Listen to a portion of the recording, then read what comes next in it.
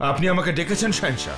আজ প্রথমবার ওনারা আমার পথ আটকানোর চেষ্টা করেছেন। যদি ওনারা মৌলবী না হতেন তাহলে ওনাদের আমি নিজে হাতে আজকে হত্যা করতাম। আমি নিজেকে সামলে নিয়েছিলাম। আর ওনারা খুবই সম্মানীয়। না হলে আজ পর্যন্ত কেউ ধর্ম নিয়ে আর দায়িত্ব নিয়ে যারা কথা বলেছেন তারা এর শাস্তি পেয়েছেন। ওনারা আসলে আমাকে নন, বরং আমার পূর্বপুরুষ আর মোগল সাম্রাজ্য নিয়ে কথা বলেছেন, যে আমি মেনে নিতে পারছি না। আমি জানতে চাই ওনাদের কাছে এই সংবাদ কি করে পৌঁছলো। সেটা তো আমিও বুঝতে পারছি না হুজুর, কিন্তু এই সমস্যা থেকে বেরোনোর উপায় স্বয়ং ইমাম সাহেব বলেছেন। যোধা বেগম হয় ইসলাম ধর্ম কবুল করুন, নয়তো মুঘল সাম্রাজ্য ছেড়ে চলে যান। কি বললে তুমি? আমার কি বা বলার আছে শাহেনশাহ? ইমাম সাহেব যা বলেছেন আমি শুধু তাই বললাম। আর বিশ্বাসের কথা যদি বলেন, আপনার ওপর আমার পুরো ভরসা আছে। আমার দৃঢ় বিশ্বাস আপনি যা করবেন ধর্ম আর মুঘল সাম্রাজ্যের ভালোর জন্যই করবেন। আর যদি আমি কোনো অপরাধ করে থাকি তার জন্য ক্ষমা চেয়ে নিচ্ছি। শুধু আপনাকে এটুকুই বলবো যে আগেও আপনার হুকুম শিরোধার্য ছিল আর আজও আছে।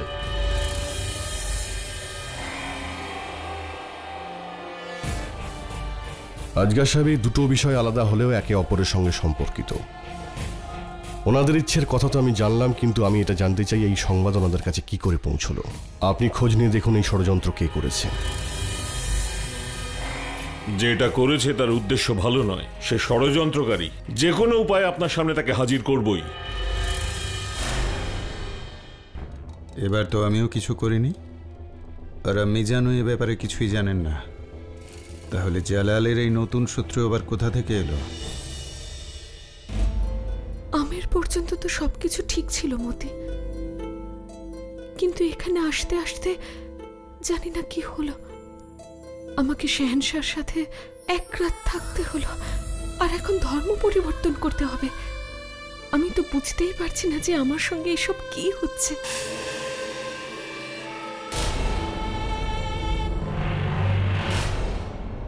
এ কি, আপনারা সবাই এখানে? কি ব্যাপার? সেটাই বলতে এসেছি বেগম যোধা আপনাকে। যদি আমেরে আপনি আমাদের অসুবিধাটা বুঝতেন তাহলে আগ্রায় এত সমস্যা তৈরি হতো না। আমি তখনও আপনাকে বোঝানোর চেষ্টা করেছিলাম, যদি জালাল মন্দিরে যায় তাহলে এখানে আগ্রায় সমস্যা সৃষ্টি হতে পারে, কিন্তু আপনি আমার কোনো কথা শুনতে চাননি। আপনি চাইলেই জালালকে বাধা দিতে পারতেন। এখন নিজের চোখে আপনি দেখছেন তো কত প্রশ্নের উত্তর দিতে হচ্ছে শাহেনশাহকে আপনার জন্য। আমি আপনাকে আগেও বলেছি, শাহেনশাহ আমার সঙ্গে মন্দিরে নিজের ইচ্ছেতে গিয়েছিলেন। ভুল বলছেন বেগম যোধা, কারণ আপনি ওনাকে নিয়ে গিয়েছিলেন। আপনি ওনাকে নিয়ে মন্দিরে গিয়েছিলেন, এই জন্য শাহেনশাহকে করা সব প্রশ্নের উত্তর দেওয়ার দায়িত্ব কিন্তু আপনার। যদি আপনি চান এই সব ঠিক হয়ে যাক তাহলে আপনাকে ধর্ম পরিবর্তন করতে হবে।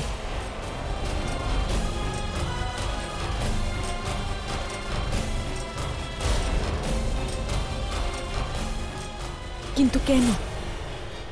আমি আপনাদের ধর্মকে সম্মান করি, কিন্তু আমি আমার ধর্মকেও সম্মান করি। অসাধারণ যোধা বেগম, আপনারা বলেন একরকম আর করেন একরকম। একদিকে নিকাশ সময় আপনারা কথা দেন যে শহরের সব বিষয়ে আপনারা পাশে থাকবেন, ওনার সব ইচ্ছে পূরণ করবেন। তাহলে শহরের ধর্ম কি আপনার ধর্ম নয়? সেটা আপন করে নেওয়া কি এমন ব্যাপার? আর এখন তো এটা আপনার কর্তব্য। আর যদি আপনার ধর্ম পরিবর্তনে সাম্রাজ্যে হওয়া বিদ্রোহ থেমে যেতে পারে, ওনার দিকে আঙুল তোলা বন্ধ হয়ে যায়, তাহলে আমার মনে হয় আপনার ধর্ম পরিবর্তন করা উচিত। আর শাহেনশাহ কি এমন করেননি আপনার জন্য আর আপনার পরিবারের জন্য? আপনি ওনার জন্য এটুকু করতেই পারেন যোধা বেগম। বা আদব, বা মুলায়সা, হুশিয়ার, নূরে তখ্ত বাদশাহ জালালউদ্দিন মোহাম্মদ প্রবেশ করছেন।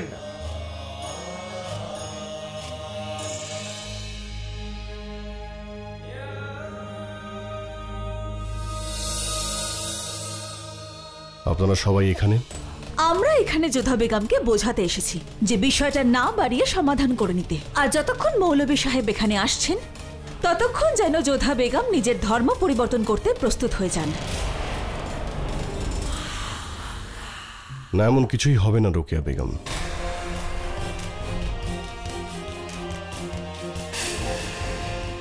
ওনার ধর্ম পরিবর্তন করা মানে আমার দেওয়া কথাকে অপমান করা।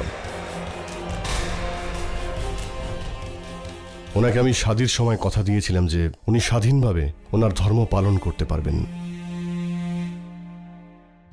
ক্ষমা করবেন শেহেনশাহ, এখন সমস্যাটা মুঘল সাম্রাজ্য নিয়ে। বড় আমি আমার কথাও মুঘল সাম্রাজ্যের সঙ্গে জুড়ে রয়েছে। শাহেনশাহ তার সিদ্ধান্ত বদলাতে পারেন, কিন্তু তার দেওয়া কথা তিনি কোনোদিনও বদলান না। হ্যাঁ, আর আরেকটা কথা,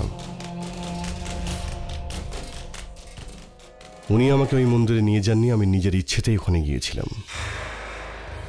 আর আমার ইচ্ছেতে করা কোনো কাজের শাস্তি আমি অন্য কাউকে পেতে দেব না। কিন্তু শাহেনশাহ, রোকেয়া বেগম, আমার বিরুদ্ধে ওঠা কোনো অভিযোগ কি আমার দেওয়া কথার থেকে বড় মনে হচ্ছে? আমি যোধা বেগমকে অনুমতি দিয়েছিলাম যে উনি ওনার ইচ্ছে মতো ওনার ধর্ম পালন করতে পারেন। এবার ওনার যা ইচ্ছে উনি তাই করবেন, কিন্তু এই বিষয়ে কেউই ওনার উপরে কোনো জোর করবে না।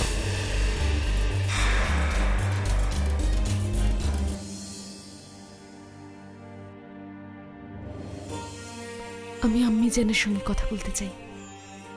উনি যা বলবেন আমি তাই করব।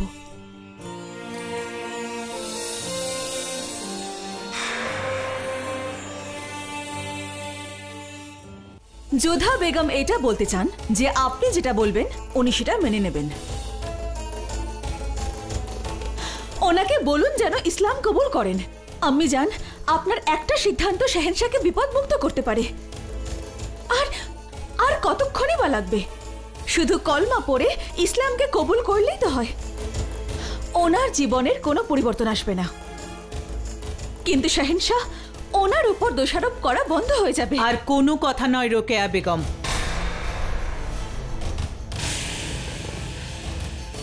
আমার ভালো লাগছে যে যোধা বেগম আমাকে এত সম্মান দিয়েছে, এত বড় একটা সিদ্ধান্ত ও আমাকে নিতে বলেছে। জানি আমার সিদ্ধান্তের গুরুত্ব ওর কাছে আছে, কিন্তু তার মানে এটা নয় যে আমি এই সম্মানের সুযোগ নেব। আমি যোধা বেগমকে ধর্ম বদলাতে কখনোই জোর করব না। শাহেনশাহর রাজনীতি সে জানে, কিন্তু এই পরিবারের অভিভাবক হওয়ার কারণে যোধা বেগম যদি তার ধর্ম পালন করেন তাহলে আমার কোনো অসুবিধে নেই। মুঘল সাম্রাজ্য কথা দিয়েছিল যোধা বেগমকে যে ধর্ম বদলানোর জন্য ওকে কেউ জোর করবে না, আর সেই কথা রাখা হবে।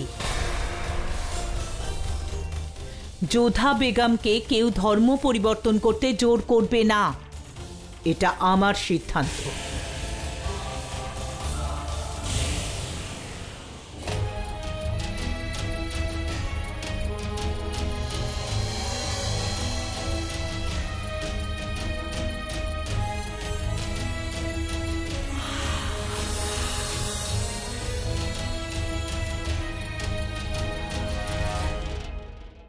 আমি আপনাদের এই প্রস্তাব শুনেছি, কিন্তু একজন শাহেনশাহ হয়ে আমি যা কথা দিয়েছি তা কোনোভাবেই আমি বদলাতে পারবো না। আমি যোধা বেগমকে কথা দিয়েছিলাম যে উনি ওনার ধর্ম পালন করতে পারেন। আমি জোর করে ওনাকে ইসলাম কবুল করাতে পারি না।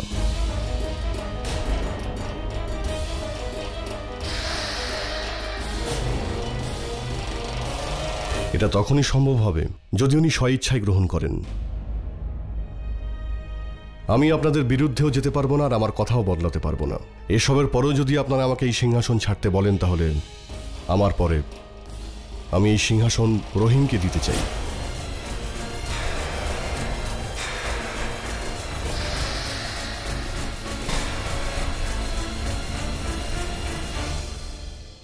এ বিষয়ের সিদ্ধান্ত আমি আমার আম্মিজান মালিকায়ে আজমকে জানিয়ে দিয়েছি।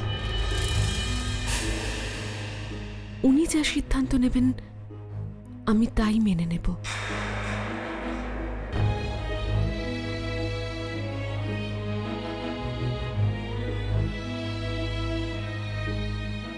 হামিদা বেগম তো কাল রাতে যোধা বেগমের পক্ষ নিয়ে নিয়েছেন। উনি যোধা বেগমকে ধর্ম পরিবর্তন করতে বাধ্য করবেন না।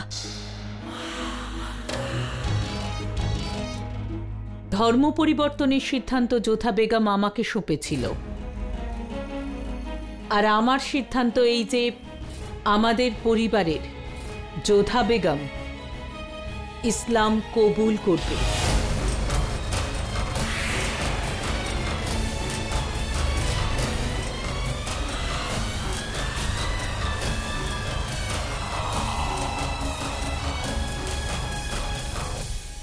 সুবহানাল্লাহ, সুবহানাল্লাহ। কি চাল দিলেন হামিদা বেগম! বাহ, কাল বেগম যোধার বিশ্বাস জয় করেছেন, আর আজ জালালের সিংহাসন। তাহলে আসুন শুভ কাজটা শুরু করা যাক।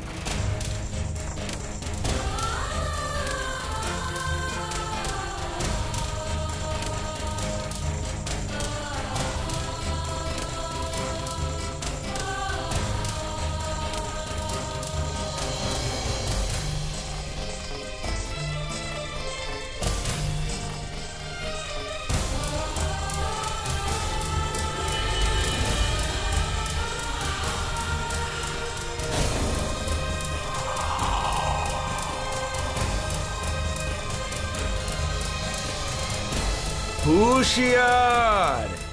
আজমের শরীফ থেকে শেখ মোবারক সভায় প্রবেশ করছেন। আসুন। আসসালামু আলাইকুম। আসুন শেখ মোবারক, আপনাকে আমি স্বাগত জানাচ্ছি। আসুন, আপনারই অপেক্ষা করছিলাম। এই পরিকল্পনা এখানে শেষ করা হোক।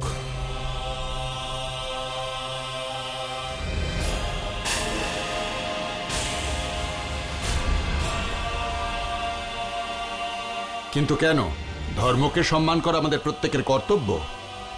অবশ্যই, কিন্তু তার জন্যে ধর্মকে না ভালোবেসে অথবা বাধ্য হয়ে ধর্মকে ভালোবাসলে তার আদৌ কোনো মূল্য থাকে না।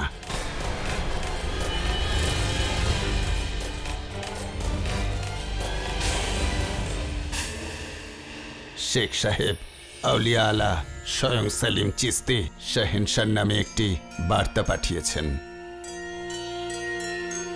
জালাল, আজ সকালে উঠে কিছু আওয়াজ শুনি।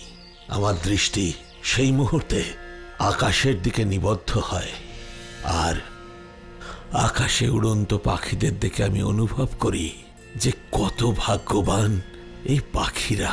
সমস্ত ধর্ম থেকে, সমস্ত বাধা থেকে ওরা মুক্ত, আর খোদার কত কাছের।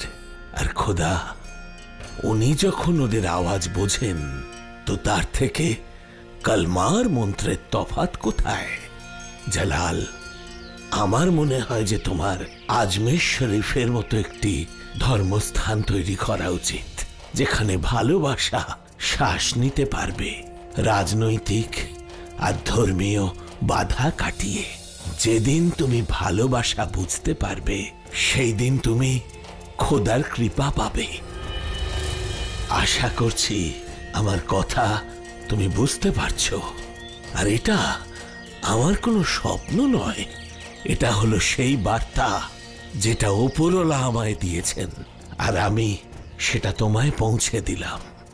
কারণ এই নির্দেশ তারই জন্য যে দুনিয়াকে বদলাতে পারে, যে মানুষকে এই পাখিদের মতন মুক্ত করতে পারে। খোদা ভালোবাসার জিনিস, ভয়ের কারণ নয়। আমার মনে হয় না যে এই বার্তার পরেও আপনাদের শাহেনশাহকে সিংহাসনে বসাতে কোনো আপত্তি থাকবে।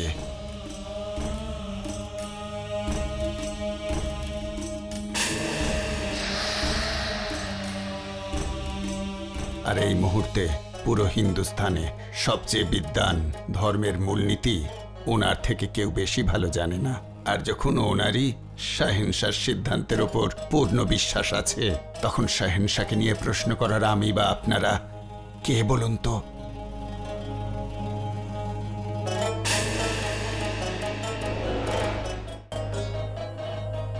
আমরা জানি না উনি কে ছিলেন, আমাদের খোদা না আপনাদের ভগবান, যিনি পাপ থেকে আমাদের বাঁচিয়ে দিলেন।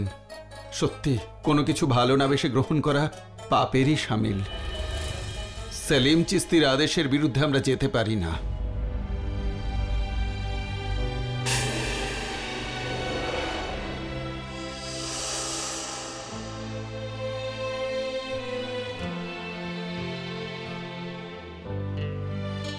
আমি জানতাম যে চিস্তি সাহেবের বার্তা আসছে, তাই জন্যই তোমার সিদ্ধান্তের বিরুদ্ধে হ্যাঁ বলেছিলাম যোধামা, যাতে এই আলোচনার জন্য কিছু সময় পাওয়া যায় আর এই সমস্যার সমাধান হয়। খুব ভালো হামিদা বেগম, যা ভেবেছিলাম তার থেকেও আপনি বেশি বুদ্ধি রাখেন। আপনার এই চাল আমি আগে কেন ধরতে পারলাম না? হে কৃষ্ণ, আমার তো প্রাণই বেরিয়ে গিয়েছিল যখন আম্মিজান বললেন আমায় ধর্ম পরিবর্তন করতে হবে। তখন সবার আগে আপনার উপর রাগ হয়েছিল যে এই মুহূর্তে আপনি আমার সঙ্গ কেন দিচ্ছেন না। কিন্তু যখন শেখ চিস্তির বার্তা পেলাম তখন আমি বুঝতে পারলাম যে আপনি তো সব জায়গায় যে কোনো রূপে আপনার যোদ্ধার সঙ্গে আছেন। ধন্যবাদ আপনাকে।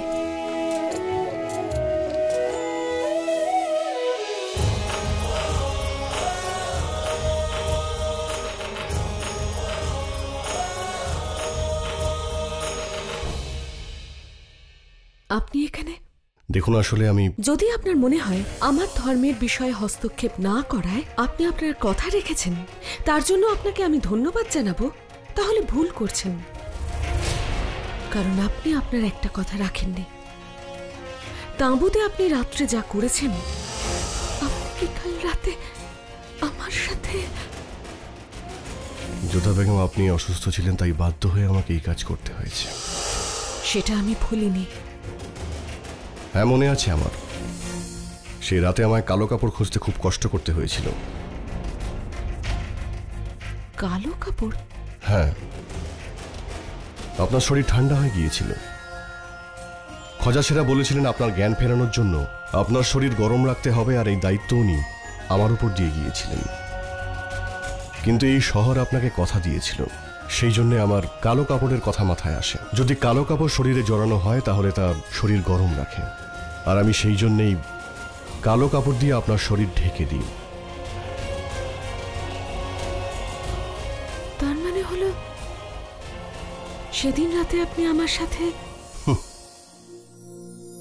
আমায় কিছু করার জন্য না দিনের আলোর প্রয়োজন হয় আর না রাতের।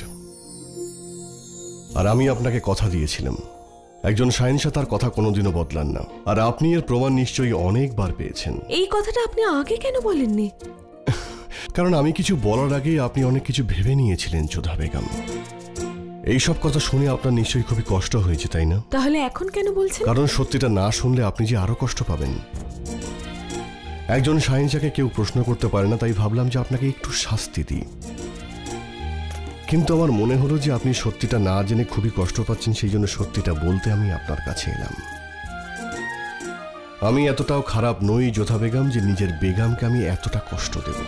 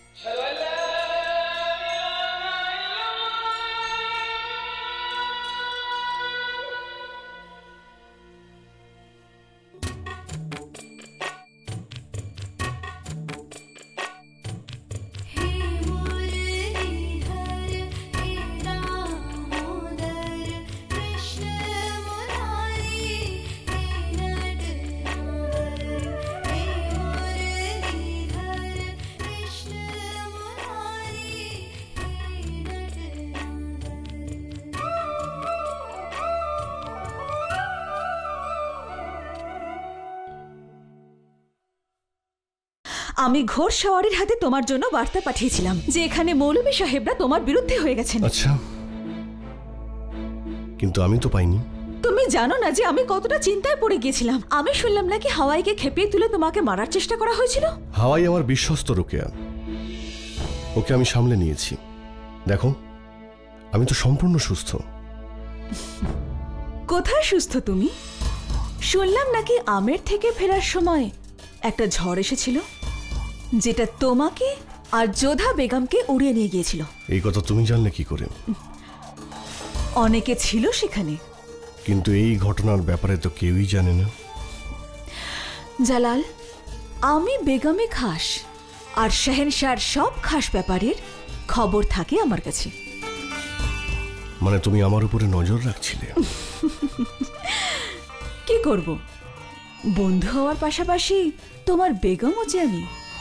আর তোমার উপর নজর রাখিব না রাখি, কিন্তু তোমার যাতে কারোর নজর না লাগে সে খেয়াল রাখি আমি। খুব ভালো রোকেয়া, কিন্তু হ্যাঁ এটা সত্যি, আমি আর যোধা বেগম একই তাঁবুতে একসঙ্গে রাত কাটিয়েছি।